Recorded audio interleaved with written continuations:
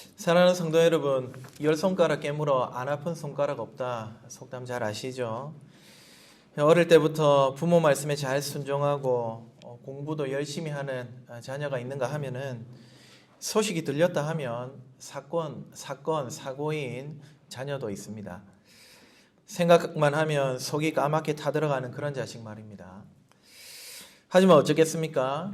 하는 짓이 미워도 마음속 깊은 곳에서부터 우러나는 부모의 사랑은 모든 미움을 다 지우고도 남으니 말입니다. 아무리 못나도 부모에겐 사랑스러운 아들입니다. 오늘 예수님은 이런 아버지의 마음을 탕자 비유를 통해 우리에게 전하고 계십니다. 탕자 이야기, 저와 여러분에게 어릴 적부터 아주 익숙한 이야기입니다. 또한 예수님 비유 중에 가장 긴 비유이기도 합니다. 탕자 비유라고 이름 짓는 것에서도 알 수 있듯이 우리는 이 이야기에서 탕자에게 관심을 집중을 합니다. 하지만 여러분, 이 비유에는 탕자가 2명 등장한다는 사실을 알고 계십니까? 하나는 우리가 잘 아는 둘째 아들이고요. 또 다른 하나는 그래도 좀 낫다고 생각했던 큰아들, 그도 역시 못돼 먹은 탕자입니다. 둘째 아들은 집을 나간 명백한 탕자라면 첫째 아들은 집안에 있는 은근한 탕자입니다. 둘째 아들이 드러내놓고 속썩인 탕자라면 이 맏아들은 안 그럴 것 같은데 아버지 마음을 헤집어 놓는 그런 아들입니다. 질문 하나 드리겠습니다. 여러분은 이 첫째 아들과 둘째 아들 중에 누가 더 못난 것 같습니까? 아마 대부분 그래도 맏아들이 좀 더 낫다. 둘째가 못돼 먹은 녀석이지 생각하실지도 모르겠습니다. 하지만 둘 다 아버지를 실망시킨다는 점에 있어서는 별반 다르지가 않습니다. 명백한 탕자인 둘째만 아니라 또 함께 살펴볼 맏아들 역시 아버지의 명예나 호의에 전혀 감사하지 않는 그런 못된 아들임을 발견하게 될 것입니다. 오늘 이 아침 이 두 아들 녀석을 통해서 아버지 하나님의 사랑이 얼마나 크고 놀라운지를 함께 발견하는 시간이 되기를 주님의 이름으로 축복합니다. 이 좋은 아버지가 우리의 아버지란 사실, 이 사실을 깨달으며 나아가 아버지의 호의에 걸맞는 우리의 삶은 어떤 것인지도 살필 수 있으면 좋겠습니다. 오늘 어버이 주일이지 않습니까? 우리의 참된 아버지 되시는 하나님을 생각하고 또 그분의 자녀된 우리의 삶을 고민하는 이 주일이 될 수 있기를, 이 예배가 될 수 있기를 주님의 이름으로 축복합니다. 먼저 명백한 탕자인 이 둘째를 한번 살펴봅시다. 여기에 동네 사람이라면 누구나 손가락질할 만한 아들이 한 명 있습니다. 아직 아버지가 돌아가시지도 않았는데 자기 유산을 정리해달라 할 정도로 완전히 막 나가는 아들입니다. 멀쩡히 살아계신 아버지를 죽은 사람 취급하다니요.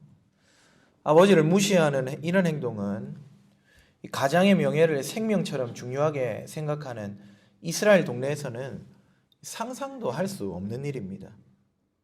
하지만 아버지는 자기의 명예보다 아들을 사랑하는 마음이 더 컸던 모양입니다. 어떻게 하죠? 아들이 원하는 대로 그 몫을 떼어줍니다. 의뢰 이 폐륜적인 자식들의 말로가 그렇듯 이 망나니 같은 아들도 돈을 다 허비하고는 인생의 밑바닥을 긁는 지경에 이릅니다. 부정한 짐승, 이 돼지와 한솥밥을 먹는 지경에까지 다다른 것이죠. 상황이 이렇게 되자 그제서야 아들은 아버지 집에서 누렸던 행복을 추억합니다. 감사하지 않고 부모 공경하지 않으면서 그렇게 허비했던 지난 날을 뉘우칩니다. 그래, 차라리 아버지 집에 종이 되더라도 내가 돌아가는 것이 낫겠다. 마음에 결단한 탕자는 집으로 돌아갑니다.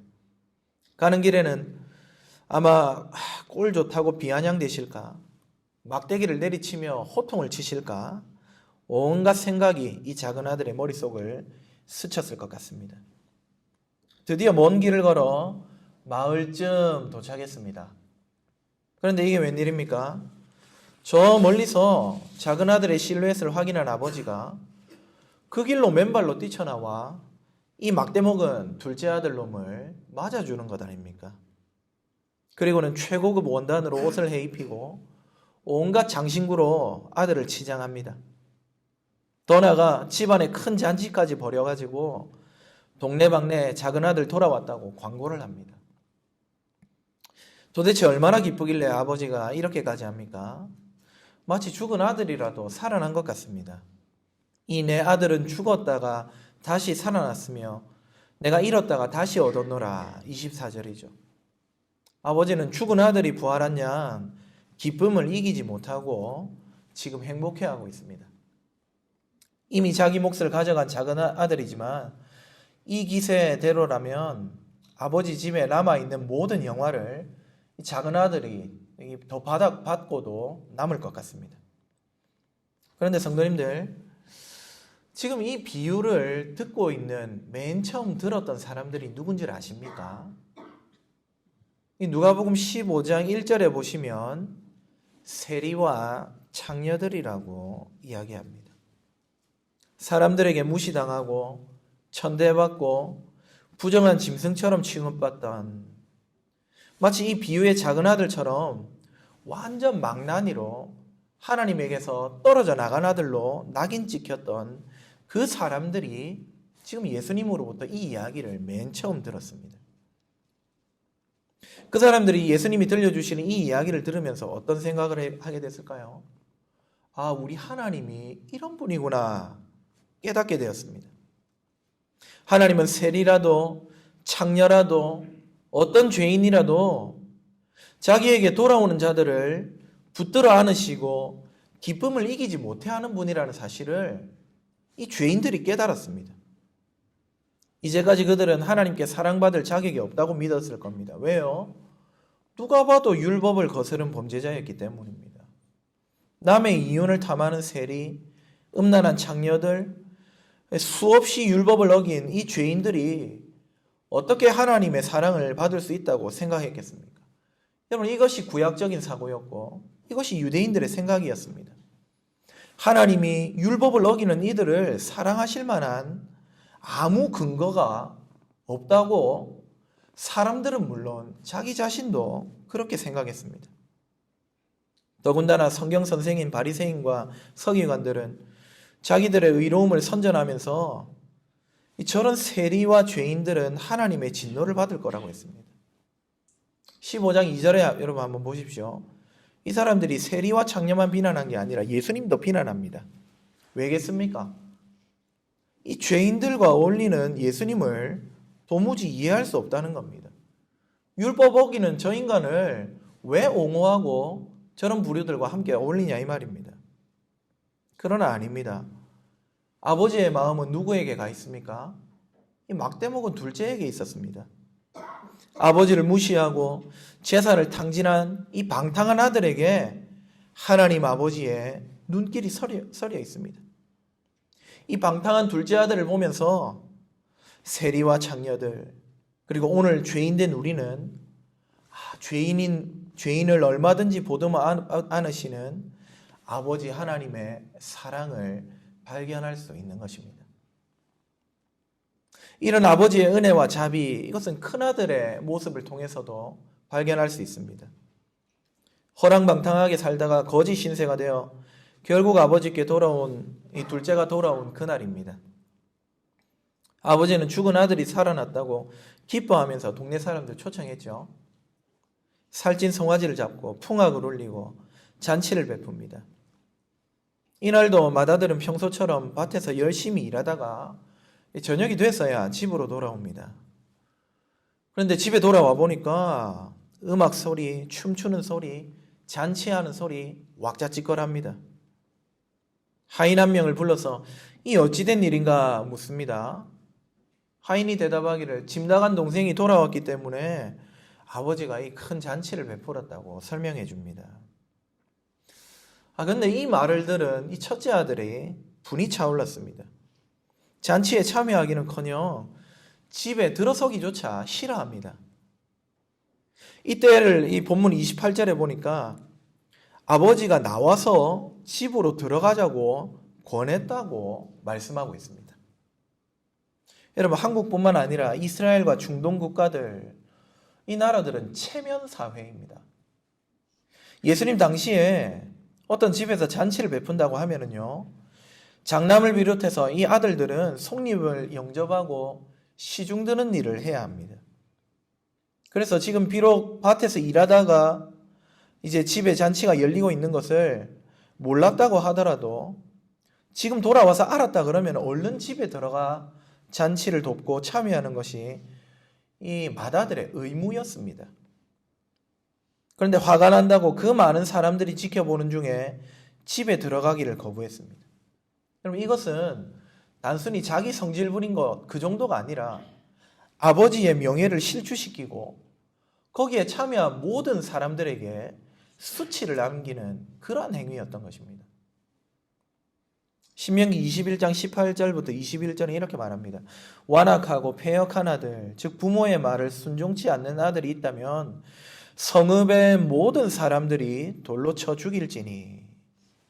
불순종하는 아들은 돌로 쳐 죽이라고. 아버지와 아버지의 명예를 더럽히는 아들이 있다면 죽여도 된다고. 그것도 모든 동네 사람들이 그래도 된다고 하나님의 명령이 과거에 전했습니다. 이 하나님의 말씀과 또 당시 사회 관습대로 한다면 여기 맏아들 돌로 맞아 죽어도 할 말이 없는 그런 일을 지금 저지르고 있단 말입니다. 그런데 아버지는 그 맏아들을 징벌하지 않습니다. 되려 28절에 집 밖으로 나와서 아들을 계속해서 권합니다. 현재형입니다. 계속 권하고 있습니다. 지금 누가 누구에게 권하며 사정하고 빌어야 합니까? 아버지와 손님들의 명예를 더럽힌 큰아들이 사실은 아이고 아버지 잘못했습니다. 살려달라고 빌어야 할 판입니다. 그러나 현실은 아버지가 빌고 있습니다. 살아있는 아버지의 유산을 미리 받았지만 다 탕진하고 거지가 되어 돌아온 둘째 아들을 달려나가 맞았던 그 아버지, 이제는 맏아들을 보호하고 맏아들을 이 잔치집으로 들이기 위해 밖에 나가서 통사정하고 있는 겁니다. 사실 아버지가 밖으로 나가서까지 둘째 아들을 맞이했던 것, 여러분 그것은 정말 반가워서만은 아닙니다. 아까 말씀드린 대로 체면사회고 명예와 수치를 목숨보다 중요하게 여기는 세상이라고 말씀드렸습니다. 혹시나 동네 사람들이 아버지의 명예와 마을의 명예를 떨어뜨린 이 둘째 아들을 먼저 보고 몰매를 때려 죽이거나 추방할까봐 아들을 보호하려고 이 아버지가 둘째 아들 돌아왔을 때 그렇게 얼른 뛰어나가서 그 아들을 맞이한 것입니다. 마찬가지로 맏아들을 향해서 집 밖으로 나가는 건 역시 이 기대대로 행하지 않는 아들, 아버지를 명예롭게 하지 않는 아들, 지금 초대된 손님들을 수치스럽게 하는 이 아들이 맞아 죽을까 봐 보호하려고 하는 의도가 이 안에 숨어 있다고 볼 수 있는 것이죠. 지금 이런 아버지의 모습, 둘째만 아니라 큰아들의 생명까지 염려하며 그를 맞아들이려고 하는 아버지, 바로 죄인이 돌아오기를 고대하고 계시는 우리 하나님 아버지의 모습이 아니고 무엇이라 말입니까? 죄인을 위해 애태우고 있는 아버지 하나님의 마음을 우리 첫째 아들과 둘째 아들을 대하는 모습에서 볼 수 있는 것입니다. 과거 호세아가 자녀를 3명이나 낳고도 간통한 고멜에게 어떻게 합니까? 여러분, 가늠한 여자는 마땅히 버릴 수 있고 징벌할 수 있었음에도 불구하고 되려 호세아가 집 밖으로 나가서 고멜을 찾지 않습니까? 호세아 2장 14절에 고멜이 아니라 호세아가 타일러 데리고 가서 말로 위로했다. 사실 위로받을 사람은 호세아였는데 호세아가 그렇게 행합니다. 가서 말로 위로했다. 이 말을 예전 개역 성경은 계유했다 이렇게 번역합니다. 계유한다, 빌고 사정한다 이 말입니다. 고멜, 그 이름이 가진 영적 의미처럼 영적으로 도덕적으로 끝장난 여자를 구원이란 이름의 호세아가 찾아가서 돌아오기를 빌고 위로했던 것입니다. 그때 그 호세아처럼 오늘 본문의 아버지 역시 범죄하고 아버지의 명예를 실추시키는 이 아들을 찾아와서 통사정하고 있습니다. 여러분, 이것이 아버지의 사랑과 은혜가 아니고 무엇이라 말입니까? 죄인을 찾아오셔서 죄인을 보호하시고 구원하시는 아버지 하나님의 사랑을 우리는 이 아들들을 통해 엿볼 수 있습니다. 그렇습니다, 여러분. 지금 두 탕자를 대하는 사랑이 충만한 아버지, 그가 바로 저와 여러분의 하나님 아버지라는 사실을 믿으시기를 주님의 이름으로 축복합니다. 우리가 지금 예배하고 섬기는 하나님은 끝이 없는 사랑과 호의로 저와 여러분을 대우하시는 그런 분입니다. 사람 아버지, 물론 자녀를 사랑하죠. 가진 것을 주고 싶죠. 그렇지만 우리 하나님 아버지 사랑에 비할 바는 아닙니다. 하나님은요, 우리를 사랑하셔서 자신의 가장 값진 유산, 무엇입니까? 자기의 독생자 예수 그리스도를 우리에게 주신 분입니다. 이런 우리 하나님의 사랑과 은혜, 우리가 찬양하고 예배하려고 이 자리에 나와 있는 것 아닙니까? 사랑하는 성도 여러분, 우리 탕자 두 아들을 바라보며 하나님의 끝이 없으신 그 사랑과 은혜와 자비와 호의를 받아 누리고 깨닫는 저와 여러분 되시기를 주님의 이름으로 축복합니다. 그 사랑의 하나님을 온전히 예배하며 기뻐하며 감사하는 우리 모두가 될 수 있기를 주님의 이름으로 간절히 바랍니다. 둘째로, 그렇다면은 우리는 이런 아버지의 호의를 받은 자녀로서 어떻게 살아야 할까요? 아들의 됨됨이는 어때야 하느냐, 이 말입니다. 큰아들의 모습을 보면서 간단히 한번 살펴봅시다. 여러분, 오늘 누가복음 15장 12절에 보시면은 아버지는 둘째 아들뿐만 아니라 맏아들에게도 이미 각각 재산을 나누어 주었다고 말씀합니다. 그 살림을 각각 나누어 주었다. 큰아들도 재산을 받았던 것입니다. 여러분, 여기에 재산이라고 번역된 단어는 원래 말이 비오스, 영어로 바이오, 생명이라는 뜻입니다. 생명처럼 귀한 재산을 이미 이 큰 아들에게도 주었습니다. 그런데 29절의 맏아들은 여러 해 동안 아버지를 섬기고 명령을 다 지켰는데 아버지는 친구들과 잔치할 수 있도록 염소 새끼 한 마리도 안 주었다고 불평하고 있는 모습을 볼 수 있죠.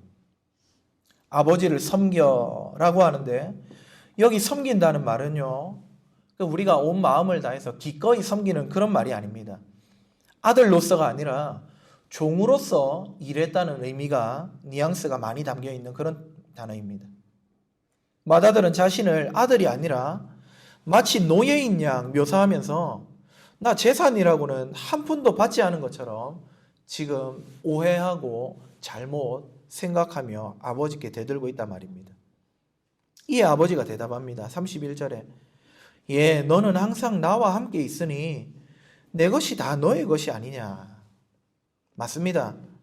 실상 아버지 재산 이미 받았을 뿐만 아니라 남은 재산도 이 맏아들의 것입니다. 여러분, 우리나라도 좋은 건지 나쁜 건지 모르겠지만 보통 큰아들에게 지분이 많지 않습니까? 유대나라도 장자 큰아들은 다른 아들보다 2배의 몫을 가져가도록 그렇게 되어 있었습니다.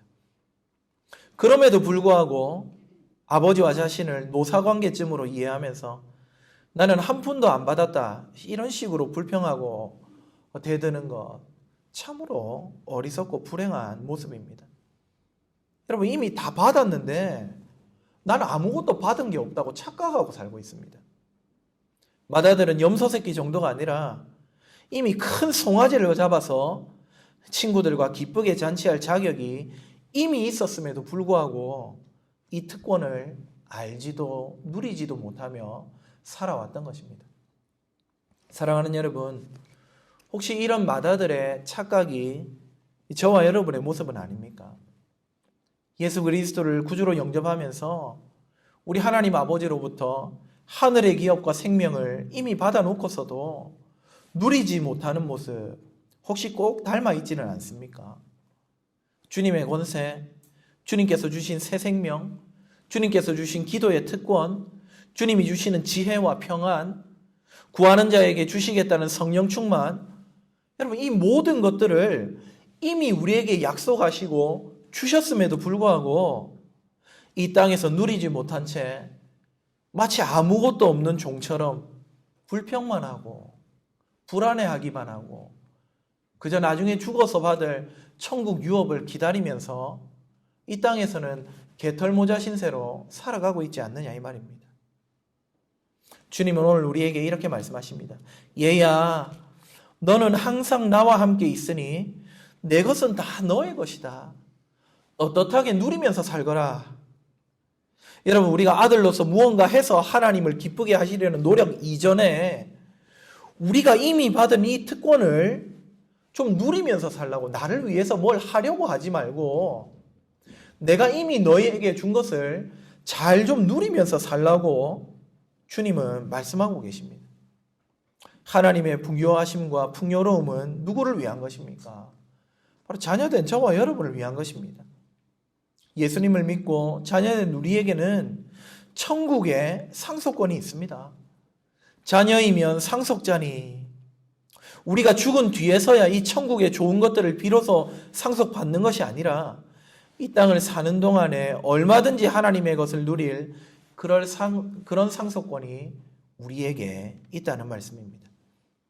우리는 이 땅에서 주님의 생명과 권세를 누리고 죽어서도 주와 함께 있으며 주님의 것을 누릴 놀라운 유산을 받은 자들입니다. 주님의 것을 적극적으로 믿음으로 약속대로 그분의 자녀답게 누리며 살아가는 저와 여러분 될 수 있기를 주님의 이름으로 축복합니다. 왕의 자녀답게 누리며 살아가는 모습이야말로 이 아버지의 자녀다운 모습이라는, 아들의 됨됨이라는 사실을 먼저 좀 기억하시면 좋겠습니다. 무언가 해드리려고 하기 전에 주님 주신 것을 먼저 좀 누리며 살아갑시다. 아버지가 주신 모든 은혜와 특권을 누리며 사는 우리가 되기를 주 안에서 축복합니다. 무엇보다 여러분, 기도를 통해서 아버지의 특권을 누리는 우리 성도님들 되시기를 바랍니다. 하나님은 좋은 아버지입니다. 저는 종종 아이들과 아내에게 화를 냅니다. 또 아이들이 원하는 것을 제공하지 못할 때도 있습니다. 제가 생각해도 그렇게 좋은 아버지는, 만점짜리 아버지는 아닌 것 같습니다. 그러나 여러분, 우리 하늘 아버지는 다르지 않습니까? 자녀에게 있어야 할 것을 이미 아시고 구하는 것을 기쁨으로 주시는 자비와 사랑이 넘치는 우리 아버지십니다. 그 하나님께 구하며 오늘도 자녀의 권세를 누리며 살아가는 복된 저와 여러분 되기를 주님의 이름으로 축복합니다. 말씀을 맺겠습니다. 우리 아버지는 좋은 아버지십니다. 그분은 죄인을 사랑하시고 그 품에 품어주시는 사랑이 많으신 아버지십니다. 그 하늘 아버지의 자녀된 특권을 누리며 하나님께 영광을 올려드리는 저와 여러분 될 수 있기를 주님의 이름으로 축복합니다. 특별히 기도를 통해서 우리에게 예비하신 모든 좋은 것들을 받아 누리며 아버지 하나님 이렇게 좋은 분이구나, 그분이 기뻐하시는 삶을 살아드리는 우리 복된 팔영도교회 성도님들 다 되시기를 주님의 이름으로 축복합니다. 아멘.